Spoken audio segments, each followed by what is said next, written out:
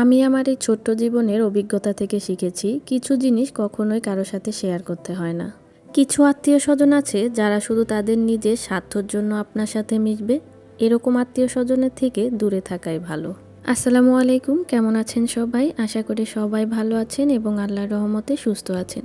সবাইকে ওয়েলকাম জানাচ্ছি আমার চ্যানেলে নতুন আরেকটি ভিডিও দেখার জন্য। বাসায় মেহমান থাকার কারণে এবং শরীর অসুস্থতার কারণে কোনো ভিডিওই আপলোড করতে পারি না। তাই ভাবলাম ছোট্ট একটা ভিডিও আজকে আপনাদের সাথে শেয়ার করি।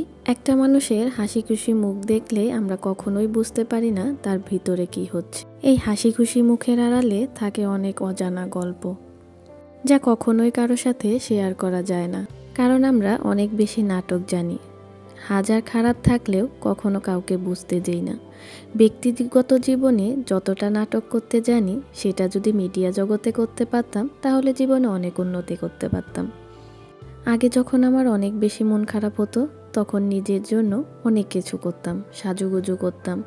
নিজেকে আয়নায় দেখতে অনেক বেশি ভালো লাগতো।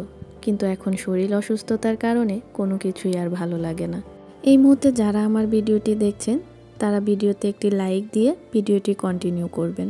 আর এখনও যারা আমার চ্যানেলটি সাবস্ক্রাইব করেননি, দয়া করে চ্যানেলটি সাবস্ক্রাইব করে দেবেন। গ্রামের এমন কিছু মানুষ আছেন যারা মনে করেন আমাদের বাসা বাড়িতে কোনো কাজ করে খেতে হয় না, আমাদের হাতের কাছেই সব কিছু তৈরি হয়ে থাকে। আমাদের নাকি রান্নাবান্না থেকে শুরু করে বাড়তি কোনো কাজই করতে হয় না, হুকুম করলেই সব কিছু হাতের কাছে পাওয়া যায়। তারা মনে করেন আরাম আয়েশ করেই আমাদের দিন কেটে যায়, কিন্তু তাদের কখনোই বোঝানো যায় না আমরাও পরিশ্রম করি। তারা মনে করে কাজের মানুষ দিয়ে কাজ করালে আর কোনো বাড়তি কাজই করতে হয় না, কিন্তু তাদের কখনোই বোঝানো যায় না কাজের খালারা তো একটা দুটো কাজ করে দিয়ে যায়, কিন্তু সম্পূর্ণ বাসার কাজ তো সেই একা হাতেই করতে হয়। রান্না বান্না থেকে শুরু করে সেই ঘর গোছানো কাজগুলো, যেগুলো প্রতিদিনই আমাদের করতে হয়।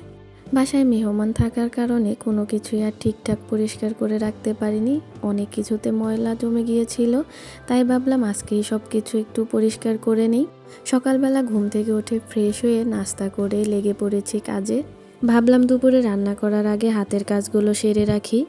ঘর গোছানোর এই কাজগুলো দুপুরে রান্নার আগে করে নিলে অনেকটাই হালকা লাগে, নিজের কাছে অনেক বেশিও শান্তি লাগে। টাকা ছাড়া এই পৃথিবীতে কোনো কিছুরই মূল্য নাই, না আছে ভালো লাগার মূল্য, না আছে ভালোবাসার মূল্য। সবচেয়ে অবাক হওয়ার বিষয় কোনটি জানেন? নিজের জন্মদাতা পিতামাতা যখন টাকা দিয়ে সন্তানের বিচার করে। যে সন্তানের টাকা বেশি তাদেরকে ভালোবাসে বেশি, তাদেরকে মূল্যায়ন করে বেশি। আমি এমনও কিছু পিতামাতা দেখেছি যে সন্তান পরিবারের জন্য বেশি টাকা দিতে পারে, তার জন্য মাছের বড় মাথা এবং মুরগির রানের পিসটাই রাখা হয়। কিন্তু অন্য সন্তানরা যে অক্লান্ত পরিশ্রম করে সারাদিন সংসারে খাটাখাটি করে, একটু ভালোবাসাও তার পিতামাতার কাছ থেকে পায় না।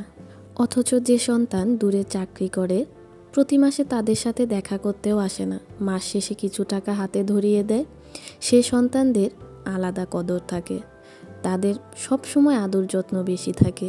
কিন্তু যে সন্তান বাড়িতে থেকে মা বাবার সাথে কাঁধে কাঁধ মিলিয়ে পরিশ্রম করে, তাদের খোঁজ খবর নেয়, সব কিছু করে, কিন্তু সেই সন্তানের জন্য বাবা মার একটুও ভালোবাসা থাকে না।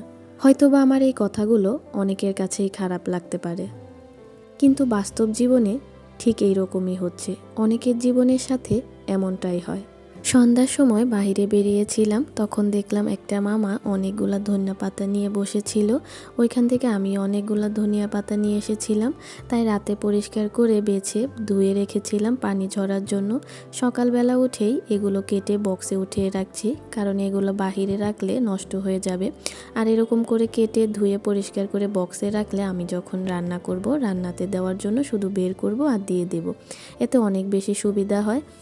আসলে অসুস্থ থাকার কারণে কোনো কাজে আর হাত দিতে পারিনি, যার কারণে সব কিছুর মধ্যে অনেক বেশি ধুলাবালি জমে গিয়েছিল। একদিনই তো আর পুরোটা করা সম্ভব না, তারপরেও যতটা পেরেছি আমি টুকিটাকি করার চেষ্টা করেছি। অসুস্থ হওয়ার পরে আসলে আমি অনেক ভেঙে পড়েছিলাম, অনেক কান্নাকাটি করেছি, কিন্তু আস্তে আস্তে নিজেকেই নিজে বুঝিয়ে নিয়েছি আল্লাহ তাআলা আমাকে দুনিয়াতে যতদিন হায়াত রেখেছেন ঠিক ততদিনই থাকতে পারবো। আল্লাহ তাআলা এই দুনিয়ার বুকে আমার যতদিন রিজিক রেখেছেন ঠিক ততদিনই পাবো। আমি যতই কান্নাকাটি করি না কেন, যতই ভেঙে পড়ি না কেন, কোনো লাভ নাই। তাই আমাকে যতদিন দুনিয়াতে থাকতে হবে যুদ্ধ করেই থাকতে হবে। সেই চিন্তা ভাবনা থেকে ভাবলাম আবার নিজে উঠে দাঁড়াই, আবার সব হাসি মুখে মেনে নেই। এছাড়া আসলে আমার করার কিছুই নেই। এই তো এদিকে আমি দুপুরের রান্নাটাও সেরে নিলাম। কথা বলতে বলতে আমি একদম ভিডিওর শেষ পর্যায়ে চলে এসেছি। আজকের মতো এই পর্যন্তই। ভিডিওটা ভালো লাগলে লাইক, কমেন্ট, শেয়ার করবেন। আল্লাহ হাফেজ।